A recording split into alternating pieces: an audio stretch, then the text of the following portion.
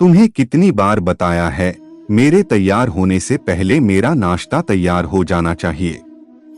शादी के 25 सालों बाद भी मुझे क्यों बार बार एक ही बात बतानी पड़ती है? लता, तुम्हें क्या है? तुम तो आराम से घर पर रहोगी, मुझे काम पर जाना पड़ता है। तुम हो कि हमेशा बेवकूफों जैसी हरकत करती हो। अगर तुम यह जानबूझकर करती हो तो याद रखना, मुझसे बुरा कोई नहीं होगा। आज भी प्रशांत का पारा चढ़ा हुआ था।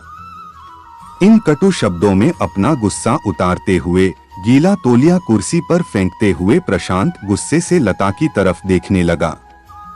लता के लिए प्रशांत का यह बेवजह का गुस्सा कोई नई बात नहीं थी। वह महीने में 3-4 बार ऐसे ही लता पर बरस पड़ता था।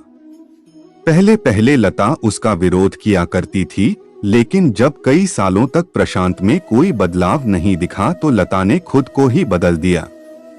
अब प्रशांत के कुछ भी कहने से लता को कोई फर्क नहीं पड़ता था। प्रशांत की हर बात वो चुपचाप सिर नीचे झुकाए सुन लेते थी। शादी के पहले 5 साल तक लता ने पूरी कोशिश की थी कि प्रशांत को बदला जाए, लेकिन फालतू का गुस्सा करना और बाद में लता को भला बुरा कहना, यह मानो जैसे उसकी आदत बन गई थी। कोई भी वाद विवाद होता तो प्रशांत सीधा लता को बोल देता, अगर मैं तुम्हें अच्छा नहीं लगता तो क्यों नहीं चली जाती अपने मायके? क्यों रहती हो मेरे साथ? इतना सब कुछ होने के बावजूद लता प्रशांत के साथ रहती थी क्योंकि उसे अपनी बेटी की फिक्र थी। और वह जाती भी तो कहां, अपने बूढ़े हो चुके माँ बाप को इस उम्र में परेशान करना वह नहीं चाहती थी। समाज और लोग क्या कहेंगे, यह भी तो उसे देखना था। वह इतनी पढ़ी लिखी भी तो नहीं थी कि खुद जाकर कोई नौकरी कर सके और अपना और अपनी बेटी का पालन पोषण कर सके। लता को अब अपनी फिक्र नहीं थी। उसको फिक्र थी तो बस अपनी शादी लायक हो रही बेटी की। लता नहीं चाहती थी कि पति पत्नी के झगड़े की वजह से काव्या डिस्टर्ब हो। काव्या की पढ़ाई पूरी हो चुकी थी, उसके लिए अब शादी के रिश्ते आने लगे थे। कई रिश्तों को काव्या ठुकरा चुकी थी। 2-3 महीने बाद एक अच्छा रिश्ता आया। रिश्तेदारों और पहचान के लोगों ने भी लड़के के बहुत गुणगान किए थे। प्रशांत एक शाम अपनी बेटी के पास बैठकर उसे बताने लगा, काव्या बहुत अच्छा लड़का है, पढ़ा लिखा है, बड़ा घर है, बहुत अच्छी नौकरी है।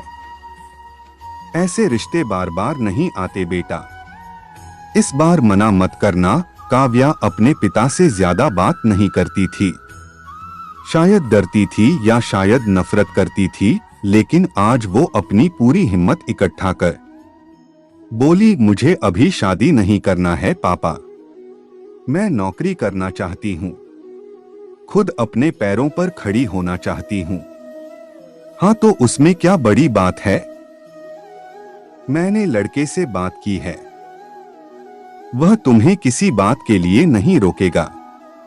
तुम शादी के बाद भी नौकरी कर सकती हो, वह तुम्हें नौकरी के लिए परमिशन दे देगा। प्रशांत बोला, मेरा नौकरी करना या ना करना उसकी परमिशन पर क्यों डिपेंड रहेगा पापा? काव्या ने पूछा। मैं कह रहा हूं ना, तुम्हें किसी भी चीज की कमी नहीं होगी वहां।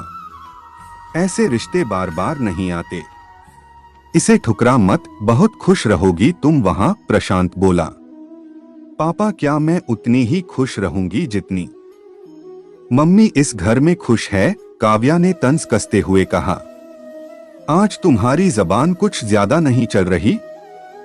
प्रशांत गुस्से से आंखें बड़ी करते हुए बोला, पापा मुझे शादी ही नहीं करनी है, क्योंकि शादी के बाद अगर वह लड़का आपके जैसा निकला तो मैं क्या करूंगी? मुझे आपके जैसा जीवन साथी नहीं चाहिए जो बिना बात के मुझ पर हमेशा चिल्लाए। मुझे कुछ भी अपनी पसंद का लेना हो तो 10 बार सोचना पड़े, कहीं वह नाराज ना हो जाए। मेरी तबीयत कैसी भी हो उसे परवाह ना हो। रोटी थोड़ी सी मोटी बन जाए तो घर सर पर उठा ले। उसकी चेक बुक ना मिले तो भी मेरा ही दोष निकालें और हर छोटी मोटी बात पर मुझे मायके जाने के लिए कहे। काव्या ने अपना दिल खाली करते हुए पापा से सब कह दिया। प्रशांत का गुस्सा 7वें आसमान पर था, लेकिन उसके मुंह से एक भी शब्द नहीं फूट रहा था। वो काव्या की बातें सुन रहा था। काव्या उतना ही बोलकर चुप नहीं हुई। आज पहली बार वह अपने पापा के सामने इतना कुछ बोल रही थी। पापा, आपने माँ के साथ हमेशा गलत व्यवहार किया है। आप अपने ऑफिस का गुस्सा बिना सोचे समझे माँ पर उतार देते हैं।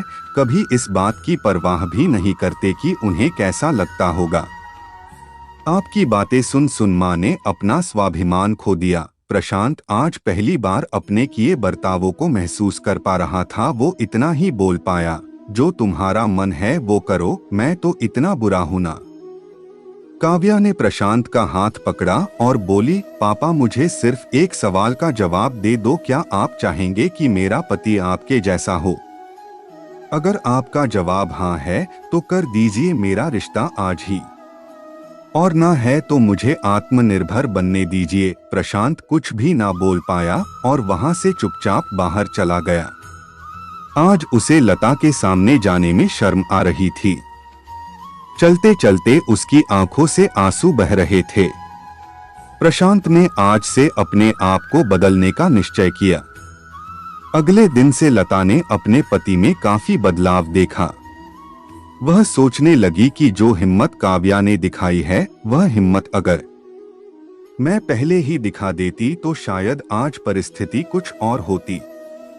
अब काव्या पढ़ लिख कर अच्छी नौकरी करने लगी थी और 3 साल बाद उसके लिए एक अच्छा रिश्ता आया और उसकी विदाई पर प्रशांत बोला, बेटा तू हमेशा खुश रहेगी, क्योंकि तेरा पति तेरे बाप जैसा नहीं है। प्रशांत की यह बात सुनकर लता और काव्या की आंखों से आंसू बहने लगे। दोस्तों, हमारे समाज में औरतों को भले ही देवी का दर्जा दिया जाता है, लेकिन वह स्वतंत्रता नहीं दी जाती जो उन्हें देनी चाहिए। उन्हें बचपन से ही बताया जाता है कि वह पराया धन है। स्कूल से आने में देर हो जाए तो पिटाई मिलती है। मोबाइल पर बातें करते हुए दिख जाए या खिड़की से झांकते हुए दिख जाए तो शक किया जाता है। माँ बाप का घर तुम्हारा नहीं है, पति का घर ही तुम्हारा घर है। जीवन भर यह बातें बता बता कर उन्हें ससुराल भेज दिया जाता है और एक दिन किसी छोटे मोटे झगड़े में ससुराल वालों से उन्हें सुनना पड़ता है कि इस घर को छोड़ दो और मायके चली जाओ।